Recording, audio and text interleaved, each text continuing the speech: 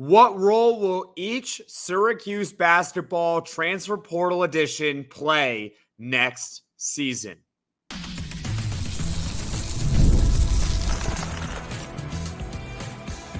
You are Locked On Syracuse, your daily podcast on the Syracuse Orange. Part of the Locked On Podcast Network, your team every day.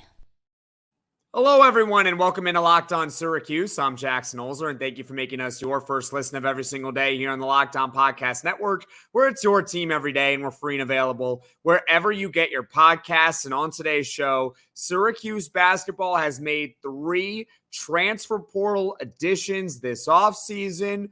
We're going to go over each of their expected roles, what is definite about them, and what could possibly happen. We'll go Eddie Lampkin first, Jyare Davis second, and then Jaquan Carlos third. And the reason why I came up with that order is because that was the order in which those 3 committed. Sound good? Today's episode is brought to you by FanDuel. Make every moment more. Right now, new customers get $150 in bonus bets with any winning $5 bet. That's $150 with any winning $5 bet. Visit FanDuel.com/lockedon to get started. So let's begin with Eddie Lampkin's projected role for next season. He was the first player that Syracuse brought in the transfer portal this offseason. And by the way, the Orange still have 3 open scholarships remaining, so these could possibly change. But for now, Eddie Lampkin, a 6'11" transfer center from Colorado. I am very confident that his definite role for next year is to be the starting center, playing between 25 and 30 minutes a game.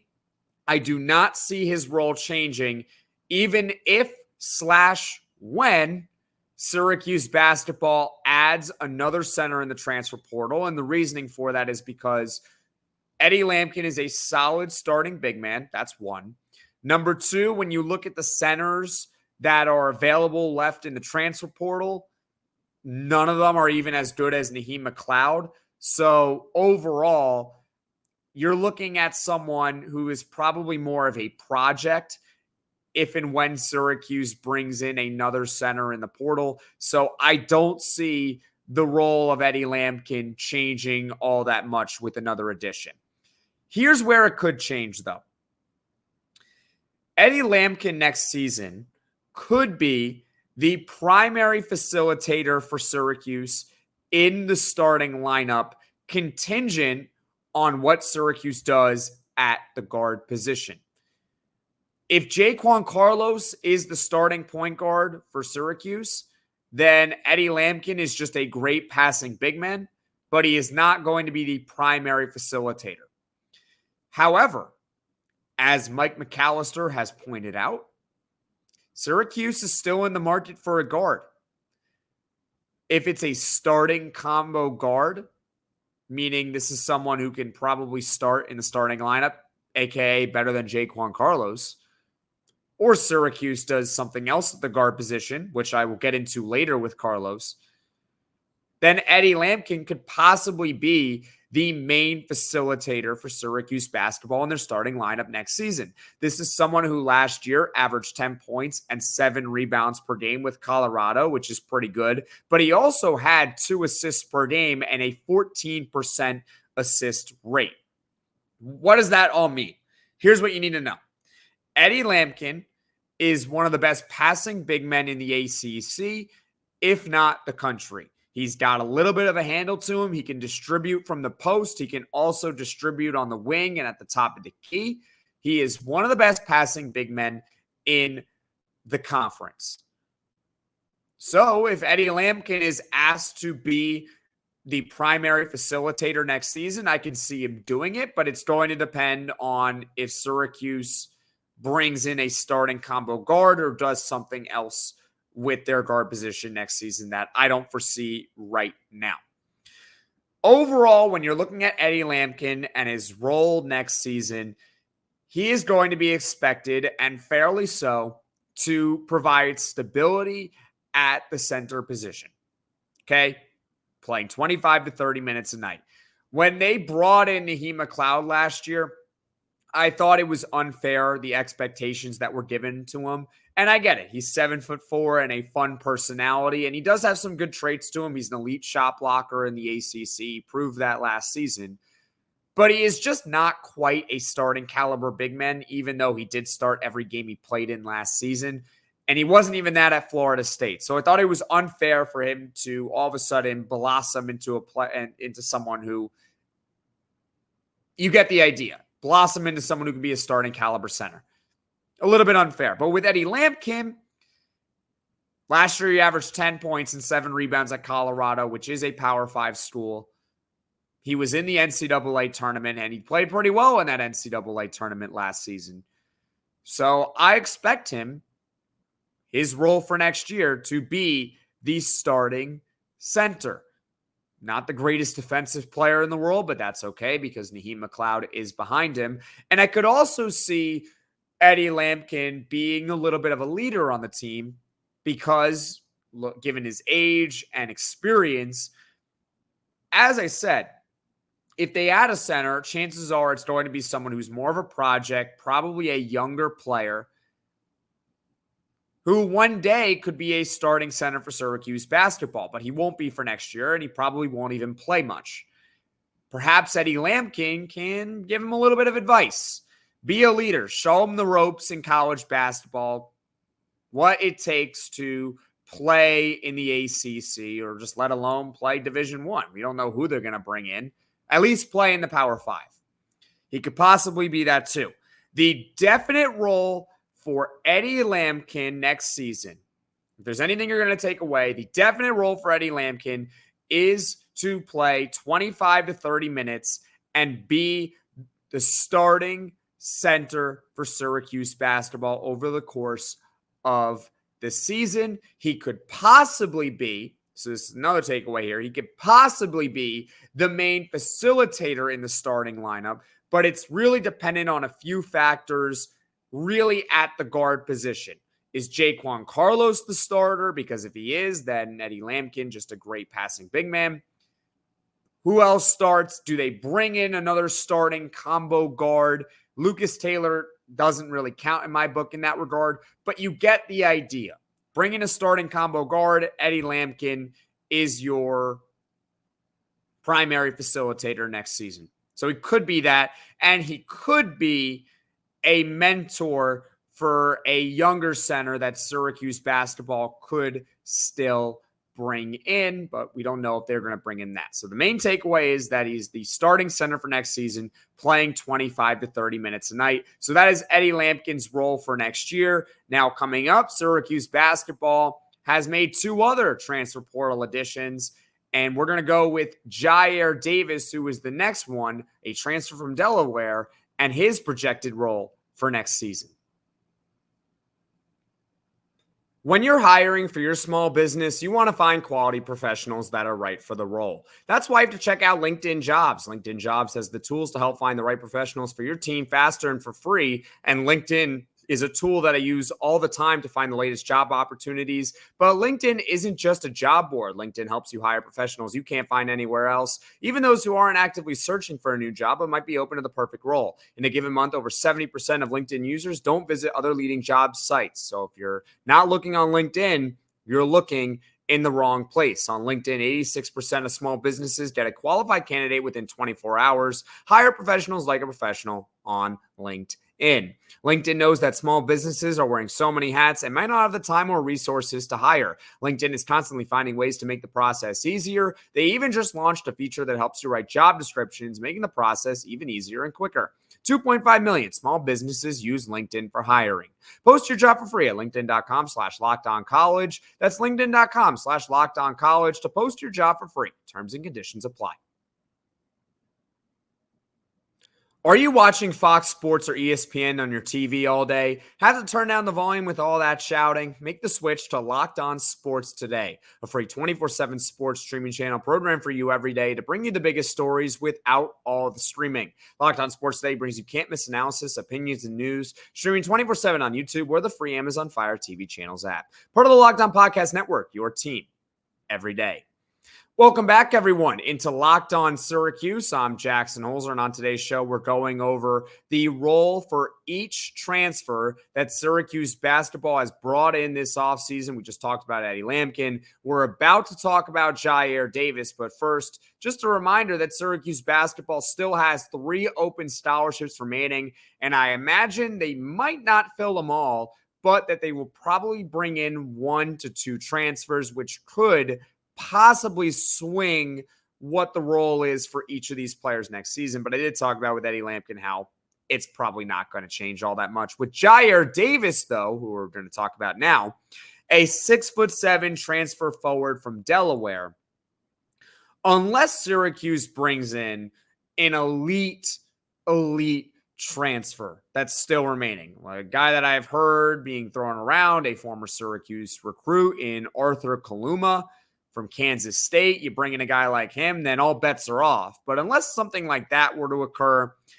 then Jyare Davis's definite role for next season, at minimum, is to be the primary backup forward for Chris Bell and Donnie Freeman. The primary backup forward, basically the 6th man, and I imagine he plays between 20 and 25 minutes per night in that role. The reason why I came to that conclusion is pretty simple. Quadir Copeland, albeit in a different position, was the 6th man for Syracuse last year, and he played 22 minutes per game. So I imagine that Jyare Davis, in a similar role as the 6th man, plays within 20 to 25 minutes, somewhere in that ballpark, no more, no less, really, than that. I could see Jyare Davis being the starting power forward, at least in the beginning of the season. It could be that Donnie Freeman isn't ready. It's possible. Or it can simply be that Jyare Davis is a better forward than Donnie Freeman. Now, unless Jyare Davis next season is an all ACC, all-American caliber player, I wouldn't say that's a good sign for Donnie Freeman. If he can't beat out Jyare Davis is a pretty good player, but if you can't beat him out, then maybe you just, not saying he's not that good, but he just wouldn't necessarily be ready to be a starting power forward in the ACC. Maybe in the beginning of the season, but I imagine over the course of the year, Jyare Davis really becomes more the 6th man if he were to even be in the starting lineup at all to start. I think it's going to be Donnie, though. Chris Bell is, in my mind, a lock to be in the starting lineup no matter really what happens, and this is because of his shooting prowess. You need shooting on the floor, and while Chris Bell can't do much else other than shoot, he's so good at it that he's got to be in the starting lineup. So I can't see Jyare Davis overtaking Chris Bell. Davis is someone who last season averaged 17 points and 8 rebounds per game. He's not really a replacement to Malik Brown. That's more Donnie Freeman's expectation and role. Donnie Freeman, number 6 overall recruit in the country. Look at the track record of those guys. I mentioned it on his own podcast. Those guys typically end up good, unless you're really Devin Booker, who came off the bench for Kentucky. Most of those guys, Devin Booker wasn't the number 6 recruit, but the point being is that most guys who can become lottery picks one day don't come off the bench. Okay? And Donnie Freeman has that type of potential. But anyways, Jyare Davis is someone who can create his own shot really well, is a solid mid-range jump shooter. He's a decent defender, but a really physical player that is excellent at rebounding, nearly 8 rebounds per game at Delaware next season. He's good at what he does. The only thing is that he is a 25% career three-point shooter, which is not so good. And he's got the attempts behind it. So I don't want Jyare Davis next season, whether he is the starting forward or whether he is what I predict to be the 6th man, to be shooting a lot of threes. That's not really what he is good at.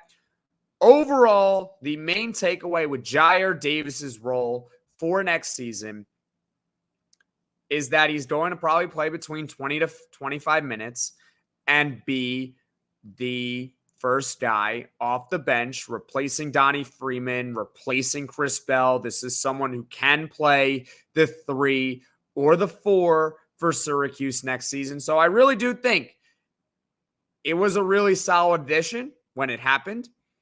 And I still think it's really good. I still think it's a solid addition for Syracuse basketball next season, but just not quite a starting player because of Donnie Freeman. So Jyare Davis, first guy off the bench for Syracuse basketball. Now, coming up, still one more transfer to talk about, and that is the role for Jaquan Carlos next season, and why Jaquan Carlos's role really could swing the pendulum on Eddie Lampkin, Jyare Davis, all of that. It's really going to be dependent on what Jaquan Carlos's role is for next season. It's winner take all time in the NBA and NHL, and FanDuel is giving you a shot to bring home a big win of your own. Right now, new customers get $150 in bonus bets with any winning $5 bet. That's $150 to bet on spreads, money lines, player props, and more. And the Florida Panthers, they recently knocked off the New York Rangers in the Eastern Conference Final, and I'm sorry to the Rangers fans that might be watching this channel. Perhaps it'll make you feel a little bit better if the Florida Panthers end up finishing the job and winning the Stanley Cup. Well, if that makes you feel better, then go on FanDuel right now and bet the Panthers to win the Stanley Cup at -120. All you got to do is visit FanDuel.com/lockedon and make every playoff shot count. FanDuel, America's #1 sportsbook. Locked On has launched the first ever national sports 24/7 streaming channel on YouTube, and now it's also available on Amazon Fire TV and the free Fire TV channels app. Locked On Sports Today is here for you 24/7, covering the top sports stories of the day with the local experts of Locked On, plus our national shows covering every league. Find Locked On Sports Today now available on the free Fire TV channels app. Welcome back, everyone, into Locked On Syracuse. I'm Jackson Holzer, and on today's show, we're going over the role for every transfer that Syracuse basketball has brought in so far. We talked about Eddie Lampkin being the starting center for next year. We talked about Jyare Davis, probably the sixth man for the Orange next season, could possibly crack his way into the starting lineup, although I really doubt it. And then now we're going to talk about Jaquan Carlos, the 6-foot flat transfer point guard from Hofstra. His definite role, Jaquan Carlos's definite role for next season is to be a pass-first point guard. That's what it is. Be a pass-first point guard. Notice how I didn't say be a starter, be a reserve, because really, there are 3 questions that I still have that will determine Jaquan Carlos's role for next season. Number 1, will Syracuse bring in a starting caliber combo guard, or even a point guard for that matter? If they bring in a starting caliber combo guard or point guard, then Jaquan Carlos goes to the bench. He goes to the bench, and he's going to be fighting with Chance Westry, and he's going to be fighting with Chance Westry for playing time as a possible backup point guard. Number 2, could Syracuse run a taller lineup and move J.J. Starling to point guard? This is possibly where Jyare Davis could be a starting option. I did talk about a taller lineup for Syracuse basketball next season. Perhaps it's J.J. Starling at the 1, and then it's Chris Bell at the 2, Jyare Davis at the 3, and then you have Donnie at the 4, Eddie Lampkin at the 5. That's a taller lineup for Syracuse basketball next season, which means Jaquan Carlos is not starting. And number 3, the question that I have here for Jaquan Carlos. Is it possible that Chance Westry is the starting point guard for Syracuse next season regardless? Is it possible? I guess it is. A lot of people think he's going to have a really good year because he's a former top recruit and he's been hurt for the last couple of seasons, but he still has a ton of potential. And it's not that I say he doesn't have a ton of potential, but I just don't know. I have no idea with Chance Westry, and quite honestly, Nobody knows how good he's going to be next season. But if he shows off in training camp like he was last season, now all the reports indicated that he was having a really good camp, but if he does well in camp, and we know he's an excellent passer, he could be the starting point guard next season.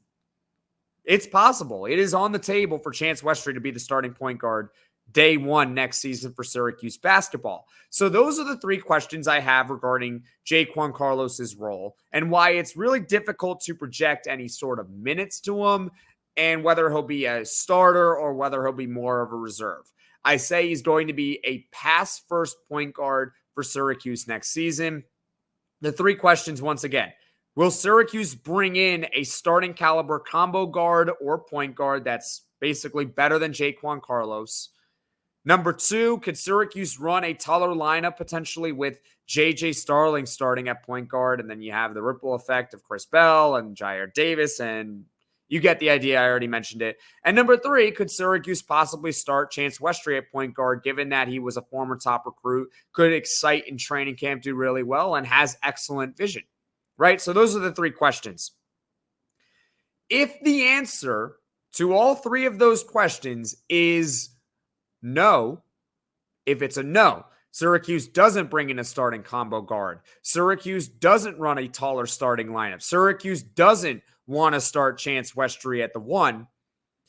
Then Jaquan Carlos is the starting point guard for next season. If the answer is no to those three questions, Jaquan Carlos is the starter. Last season, he averaged 10 points per game at Hofstra. He also averaged 6 assists per game. That led the entire conference. We've talked about it many times in this podcast. He's an elite passer. And same thing with Eddie Lampkin. They're both elite passers. And there's, to me, this might be a bold take, but I don't really consider it a bold take. This is just my honest opinion here. I don't see any reason why Jaquan Carlos, if he is the starting point guard next season, why he can't lead the ACC in assists per game. Why can't Jaquan Carlos, if he is the starting point guard, lead the conference in assists? I could easily see it happening. I just don't know if he's going to get the minutes that are required to be able to do that. That's the only thing that's really holding me up with him. Overall, if I'm going to project minutes per game for Jaquan Carlos next season, this has the biggest range. I said with Eddie Lampkin, 25 to 30. I said with Jyare Davis, 20 to 25. And with Jaquan Carlos, I don't see a scenario where he just doesn't see the floor. I would say 15 to 25 minutes per game for Jaquan Carlos. Anywhere in that range, and it's a big range. But again, if the answer is yes to one of those three questions, then it's probably more towards 15. If the answer is no and he is the starting point guard, I still don't think he gets unlimited minutes. Like, I don't think he's going to play like Judah Mintz well over 30 or J.J. Starling well over 30 like last season. But still, if you're the starting caliber point guard or you're the starting point guard on the team, you're probably going to play at least 25 minutes a game. So that is how I see Jaquan Carlos's role for next season. This one in my mind is the toughest one to predict, given that Syracuse can still add. Eddie Lampkin, I'm 99% positive what his role is going to be. Jyare Davis, it really depends on how good Donnie Freeman is next season, but I can't imagine it's going to change much even with another addition because he's still the primary backup forward, and I don't know if Syracuse can bring in a forward that's better. But with Jaquan Carlos, it's kind of up in the air what his role is going to be for next season. That's why I say for right now, he's just a pass-first point guard that Syracuse has, and we'll see what they do going forward. So that is it for today's episode. Just a quick reminder to you all. I announced this on Twitter at @LO_Syracuse and on YouTube that from now on, there will be no more segment of the week. Instead, I will be posting individual segments from each podcast, I think it just seems better. I think it's just a better thing overall than just one segment per week. So the plan is that from now on, going to be posting segments from each podcast on the channel as well as shorter clips for you guys to enjoy. With that said, thank you so much for watching. Thank you so much for listening. If you like this video, click that like button. And if you really liked it, subscribe to the channel and turn on those notifications so you know right away when I'm dropping the next podcast. And we'll see if and when Syracuse Basketball adds another transfer in the transfer portal. And everyone, take care.